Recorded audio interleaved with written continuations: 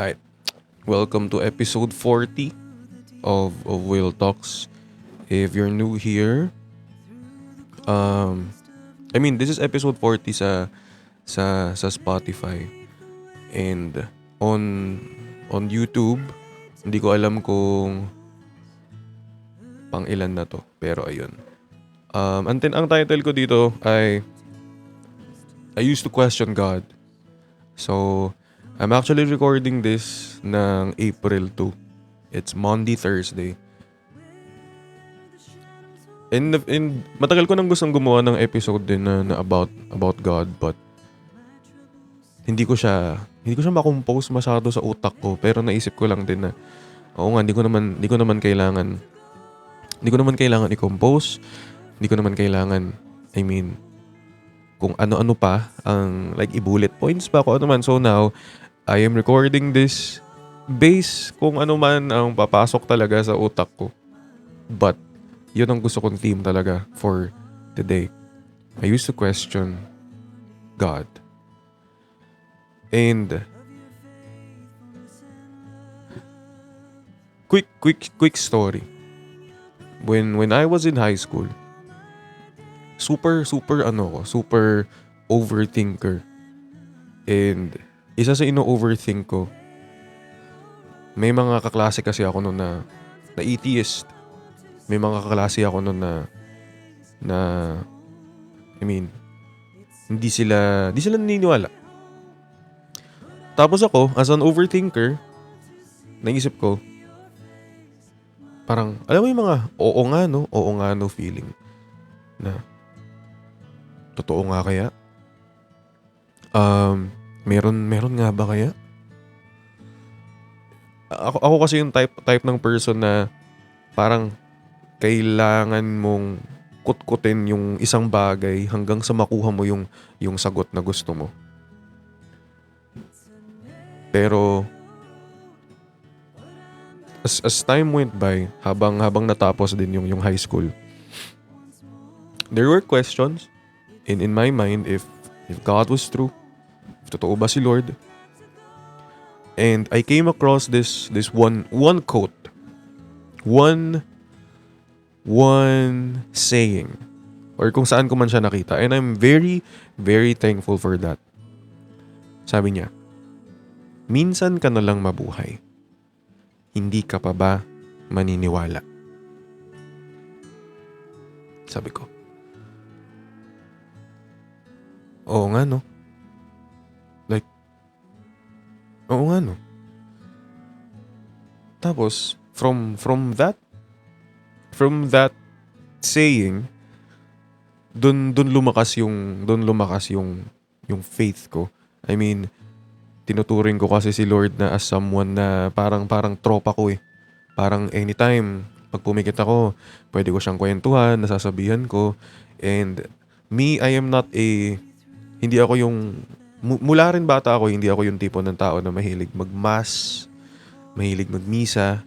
Ang gusto ko, pag pumupunta ako sa simbahan, wala masyadong tao, walang anything, walang tao. Kung kayang solo lang. Tapos doon nagpe-pray. Kasi ewan ko, there's a part in me na feeling ko mas connected, mas nakakausap ko siya, mas solemn. Naramdaman ko lang talaga yung pinaka misa na feeling, yung talagang mass, yung talagang ramdam ko yung homily nung nawala yung dad ko noong 2019. Kasi nung nawala yung dad ko, may mga pamas, may mga pamisa doon sa burol. Tapos sabi ko, talagang ramdam ko yung homily, ramdam ko yung sinasabi. Kasi kasi dati gusto ko lang nagpe-pray ng solemn, ganyan. Pero kumbaga, yun pa rin naman siya, yun pa rin ang gusto ko, but there's a part of me now that minsan gusto rin na nagmimisa na. Pero feeling ko naman walang mali doon. Kaya when someone asks me kung malakas daw ba pananampalataya ko. I mean, I think I can confidently say na oo. Lalo na tinuturing ko talaga si Lord na tropa eh. Parang kaibigan, backer ko. Hindi ako papabayaan. Like, anytime pwede mong sabihan. And yun nga, to go back, I'm really thankful for that one quote na nabasa ko or narinig ko nung when I was in high school na minsan ka na nga lang mabuhay. Hindi ka pa ba maniniwala? Or wala namang mali kung maniniwala ka. Simula nun, na-switch ko. Pero hindi naman sa nabababawan ako sa dahil kaya lang pala malakas faith mo kasi kaya ka lang pala naniniwala kay Lord dahil kesa naman hindi maniwala. Hindi naman si ganun. Siguro yun yung naging on switch ko lang na parang yun yung first piece ng domino na tumulak para mag-roll na lahat. And syempre, hindi naman perfect ang mga bagay-bagay and not everything is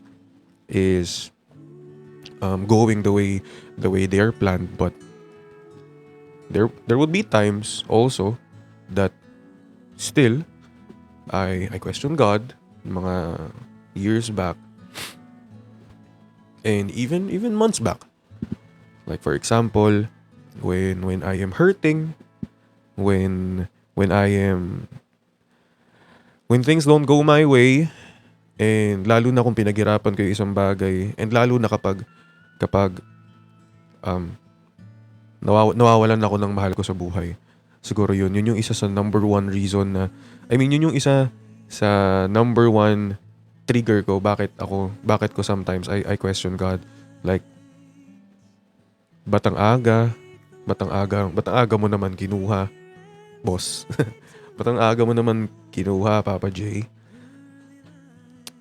And marami pa ako kundi nasabi, Papa J. Mga ganun bang banda. Pero and I cry about it. Of course, it's normal to grieve, to cry for the people you love, lalo na kapag wala na sila. But sabi nga nila, there's always a but. Naniniwala din ako na God has His reasons. Mayroon mga pagkakataon na may rason talaga kung bakit yun. Kung bakit hanggang dun lang, hanggang dun lang yung nasabi mo, hanggang dun lang yung time nyo. And the funny thing is, walang clear answers eh. Whenever I question things about God, walang clear answers na lumalapag sa harap ko. Walang, ito yun. Kaya ganito. So far, wala. Ang tanging nararamdaman ko lang is, alam mo yun, ako mismo, yung naghahanap ng sagot na baka, ganito yun. Ganito siguro yun, kaya ganito binigay ni Lord. As much as I try to find clear answers, ako rin naman gumagawa ng minsan ng sagot. Lalo na back in 2025. Last year, I lost 2 people in my life. I lost my lola passed away nung February. Then my papa or my lolo passed away sa father side ko.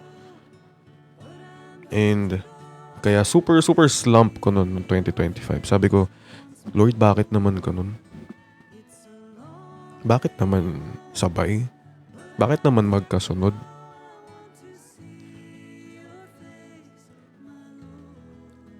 Di ko man lang na-enjoy. Yun pa yung time na booming si Will Talks eh. Talagang yun yung super unlibanat ako dito sa TikTok eh. Super banat, super ganito. Tapos there was a time na top 1 ako noon sa Spotify. Tapos sabi ko, Lord, bakit naman binibuild ko pa lang yung dreams ko, kinuha mo na sila sa akin. Binibuild ko pa lang sana yung maipagmamalaki ko, maipapakita ko sa kanila, bakit naman hindi mo na ako pinaabot dun sa feeling na makikita na nila or makikita nila na yung apo nila nandun eh. And until now, I don't know sabi ko nga, walang clear answer na lumalapag sa harap ko, but naniniwala na lang din ako na he has his reasons and I gotta have faith sa reason na yun. I mean, there are times in your life na everything would be a blur.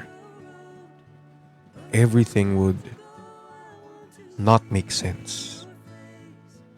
Everything is a blur. Everything doesn't make sense. You start questioning everything. Pero at the end of the day, di naman kailangan agad-agad mag-make sense ang lahat. Because to be honest,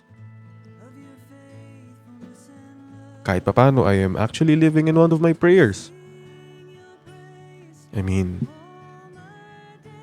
8 years back or 5 years back, who would have thought na yung isang guy na marami lang naman ebas at hugot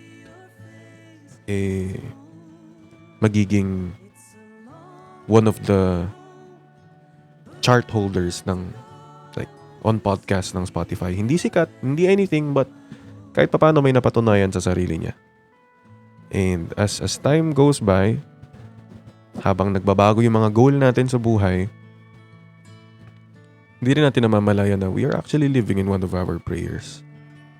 Nasasagot din siya ni Lord. Nasasagot din siya paunti-unti. Pero hindi agad-agad. Thank you, Boss Bem. I'm actually live on TikTok, guys, for the people who are listening on Spotify and YouTube. Ayun. Hindi kasi agad-agad no? And I also believe na familiar ba kayo? Familiar ba kayo sa word na redirection? Na when things don't go in your way, sometimes it's not rejection, or maybe it's not rejection at all. It's redirection. Kasi think of it like you're going to a restaurant, pinipilit mo yung sarili mo doon sa table na reserved naman para sa iba. And no matter what you do, hindi ka pwede doon. Kasi nga, it's meant for somebody else. So you feel rejected. You feel na, wala, di para sa akin to. Pero, maya-maya lang may magiging clear ka na table doon na mas maalwan pa. Mas gusto mo pa yung view. Mas gusto mo pa yung ambience and everything. Kasi you're redirected. Dati super emote ko every time I get rejected. I get rejected by the people that I like. I get rejected by the brandios na minsan nakala ko para sa akin na to, hindi pa pala.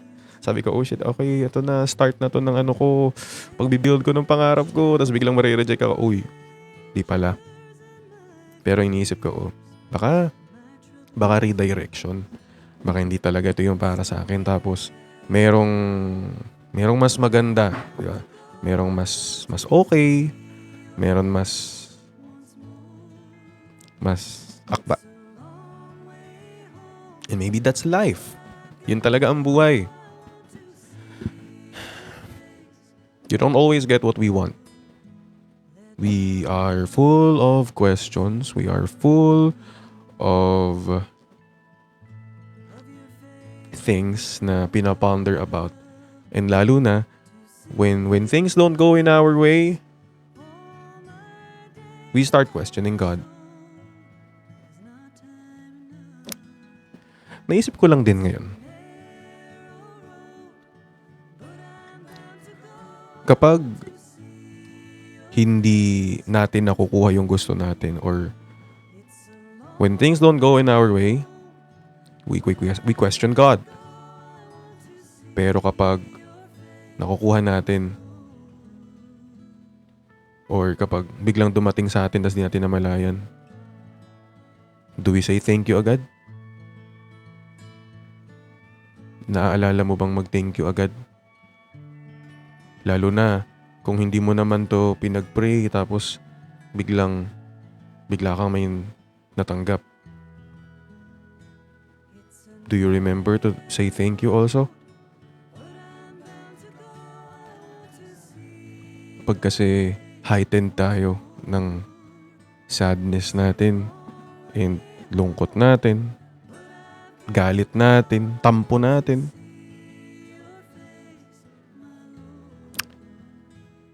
madaling tanungin bakit ganun nangyari. Pero wag niyong kakalimutan din mag-thank you. Lalo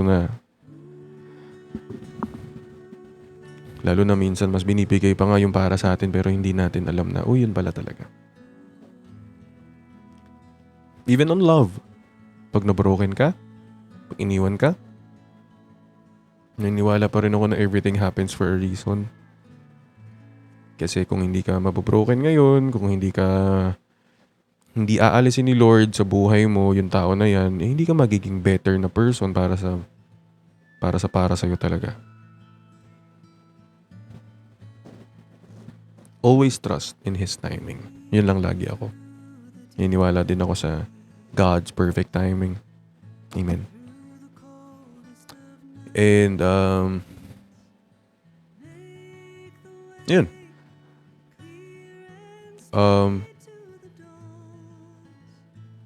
Keep your faith strong. Keep it strong. Wag niyong kakalimutan you're never alone. Lalo na kapag may mga negative thoughts tayo in life. Meron tayong mga bumabagabag sa utak natin. Lagi nating aalalahanin na lilipas din. Oras lang din minsan ang kailangan. And when you start questioning again everything, and you start questioning God, sana maalala mo din na I think pwede naman, hindi valid naman tanungin si Lord kasi yun yung nararamdaman mo eh. Pero wag kang tatalikod. Wag kang mangiiwan.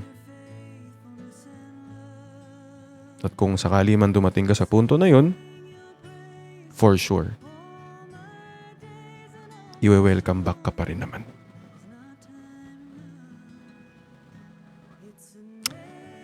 So, this is a quick episode. This is episode 40. I used to question God.